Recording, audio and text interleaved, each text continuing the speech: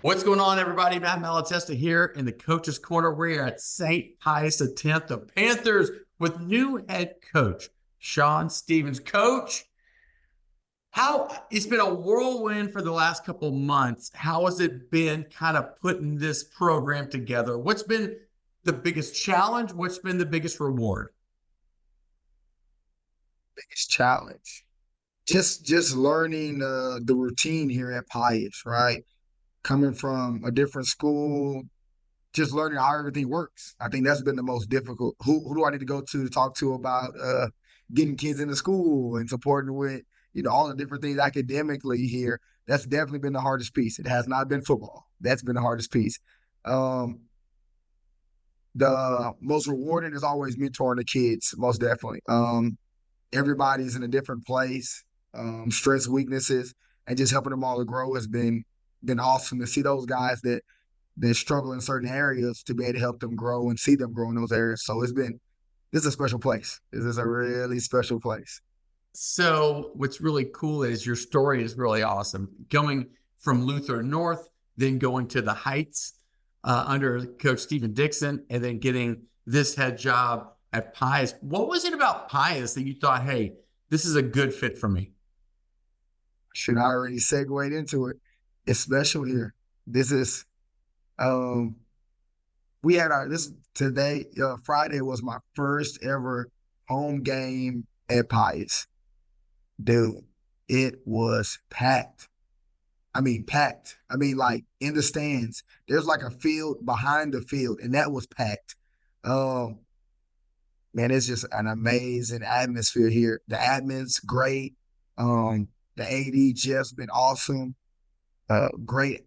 I mean, it's really like the every other place I've been, take all the great things from there, and it was like, it's here, everything, and then some. So, man, it's been great. It has been great. Go ahead. Talk about like the culture you're trying to bring in there.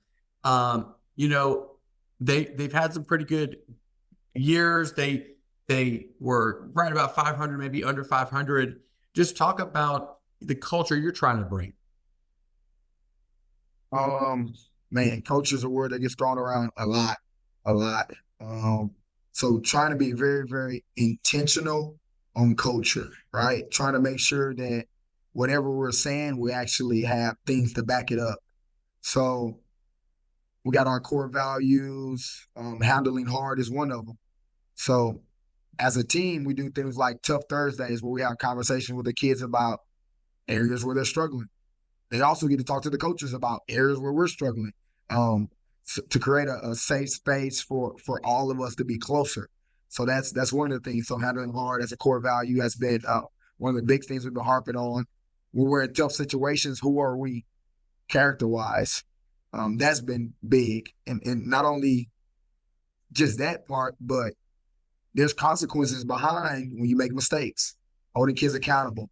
Other core value is being Christ-like. So making sure we're intentional on doing Bible studies, doing with the students, doing different cultural things like PowerPoints with the kids, just talking about different things to help them to grow as not only football players but as young men. The next one is Attack Today. Like it has been a grind. Like we were working a lot in the summer, and every spot was up for grabs. The best guy is gonna win it. And the best guy you may be the best guy this week, but next week you might not be the best guy. And as those young men begin to see that, like, we're really competing here, they begin to rise to the occasion and getting better and better. Then the last one was swag, making sure the kids look good, feel good, and just working on building the kids' confidence. Like you said before, it's been a 500 team, and you go into a program that hasn't been winning like they previously were, like you're building hope, right? For them to feel like and believe that they really can be successful.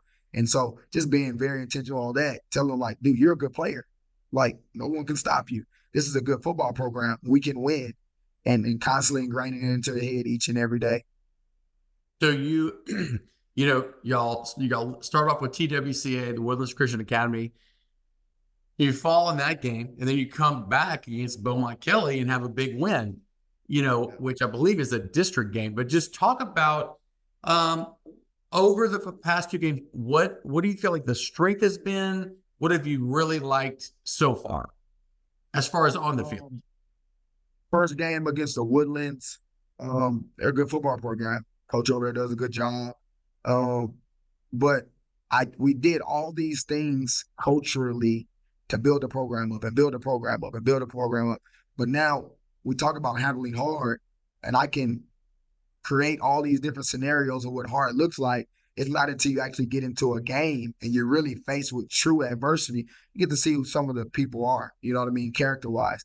And so we struggled in that area, right? Our core values, we struggled in that area. So we did a lot of things that following week to make sure that the kids were able to handle hard. There were consequences for a lot of kids who did not handle those situations well during the game.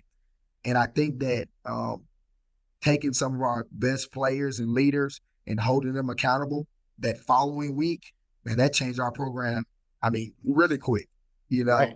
And so I think every kid on the team after that loss, we got into that following week, realized that there is no one individual greater than our program.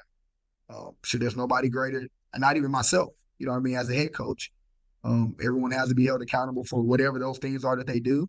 And so there were some guys who didn't get to play as much. And I think that opened a lot of the players' eyes on who we are going to be culturally. And so I think that was that really helped us in the second game as far as pulling out with that win. You got Houston Christian this week. What are the keys to this game?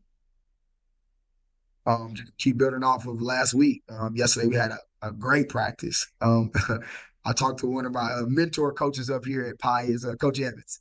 And Coach Evans, we talked about what I did with, holding kids accountable this past week before our win. And what we talked about was, let's see what that does to the program coming into this week, right? Held some guys accountable. Y'all got to win. Kids realize that no one's bigger than the team. Now let's see what yesterday's practice was insane. Got a little just the right amount of chippiness. Kids were competing, working hard, and I think that some people might have thought they lost their spots, but they were not comfortable with that. So they're like, no, I'm coming back for my spot. And it was a great amount of competition and toughness and working together.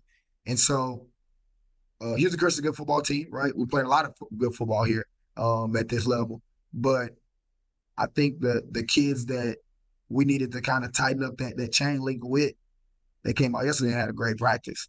So just continuously building off each day practice, kind of go into some of those kids and a little bit about some of our players that have stepped up as leaders and how well they've become as just football players.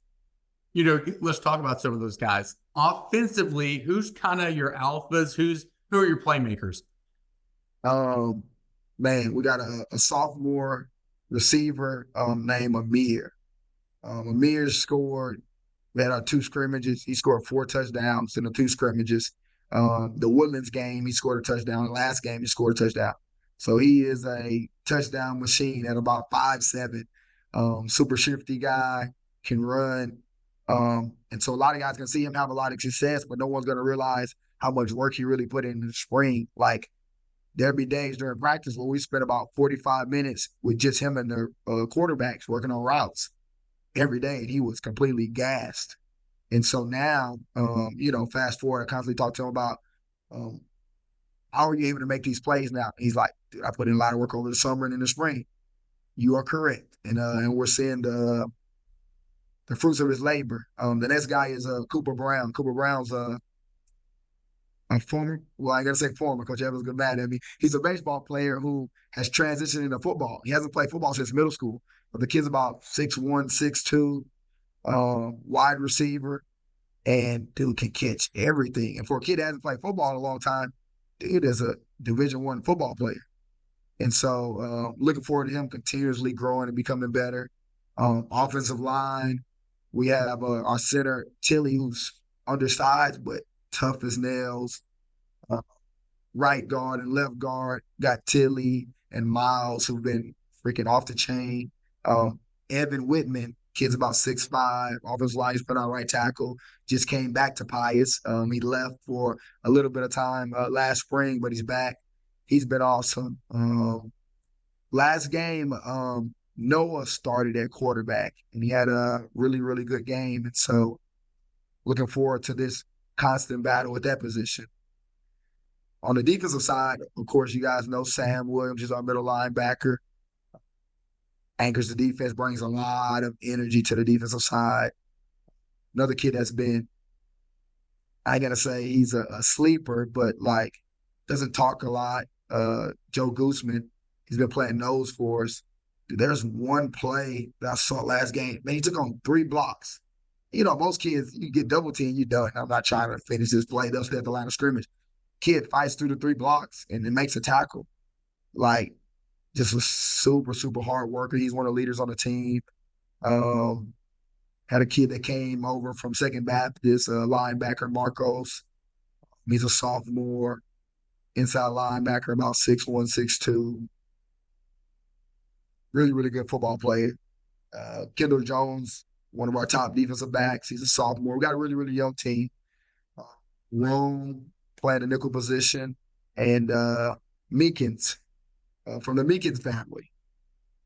Actually, Coach Meekins' son from Westfield. Oh, wow. So, yeah. Man, he's probably one of the, to my football IQ, one of the smartest football players I've ever met in my life. He came over, dude, learned the whole offense in about 2 days, then was like, hey, Coach, I'm going to learn some defense. About 3 days later, defensive coordinators come up, dude, this dude learned the whole defense already. So, yeah, he's a football junkie. And he's been, we had him playing inside linebacker. He's probably going to be playing a little bit of the nickel this week. But, man, football IQ through the roof. You know, a lot of coaches, when they get, head jobs, it's like there's so much noise and periphery and admin stuff you have to do. Are you still able to get on the field and coach? I definitely am able to still get on the field and coach. But I know for sure the first couple of weeks, I was all over the place. But we have a really, really good system here. Jeff does a good job of helping me out in certain areas. I mean, he's constantly like, hey, what do you need? What do you need? What do you need? I'm like, I think I'm good, but he does a really good job of that. We got someone who helps out Miss Lloyd, helps out with transportation. So I have a lot of support here. Johnny's over at Robe. He's also our basketball coach. Anytime there's a kid that, is interested in the school, I have him as support there. So Mr. Bates, head of school, has been awesome. I've been able to go to him, hey, man, we need some help. And so I would say, yes, I still have admin stuff we got to do. I'm definitely still able to coach. But, I have a lot of support here, a lot. So that's been very awesome. All right, so this has been the Coach's Corner, St. Pius X, Coach Shaun Stevens. All right, Coach, go get him this week. Get a dub against Houston Christian. We'll talk about the game, what happened, the ins and outs. This is Matt with VYPE. See y'all at the games.